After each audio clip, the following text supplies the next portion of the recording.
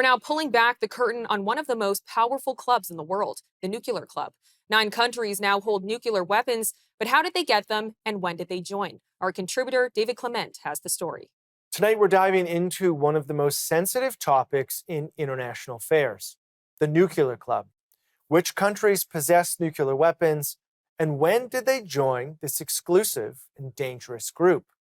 Based on declassified histories, expert analysis, and international reports, there are 9 nations confirmed to have nuclear arsenals.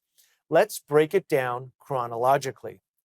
It all began with the United States, which detonated the world's first nuclear device in 1945 during the Trinity test in New Mexico. This ushered in the atomic age, and the US remains the only country to have used nuclear weapons in warfare against Japan in World War II. Now, just 4 years later, in 1949, the Soviet Union, now Russia, conducted its first test, escalating the Cold War arms race. Russia inherited the Soviet arsenal and today holds the largest stockpile on the planet. The United Kingdom followed in 1952 with its test off the coast of Australia, becoming the third nuclear power and a close US ally in sharing technology. France joined in 1960, testing in the Algerian Sahara, driven by a desire for independent deterrence amid decolonization. China entered the fray in 1964 with a test in Lop Nur, marking Asia's first nuclear power and shifting global balances during the height of the Cultural Revolution. These 5, the US, Russia, UK, France, and China, are the officially recognized nuclear states under the 1968 Nuclear Non-Proliferation Treaty, or NPT, which aims to prevent the further spread. But proliferation didn't stop there. India conducted what it called a, quote, peaceful nuclear explosion in 1974, followed by full weapons tests in 1998, positioning itself as a counterweight to its neighbors.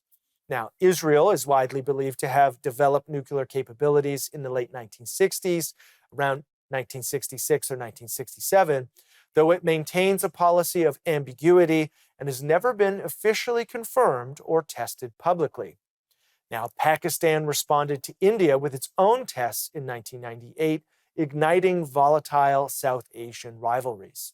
And finally, North Korea announced itself in 2006 with an underground test, defying international sanctions and continuing to advance its program despite global isolation. These latter 4, India, Israel, Pakistan, and North Korea, developed their programs outside of the NPT framework, raising ongoing concerns about arms control and regional stability.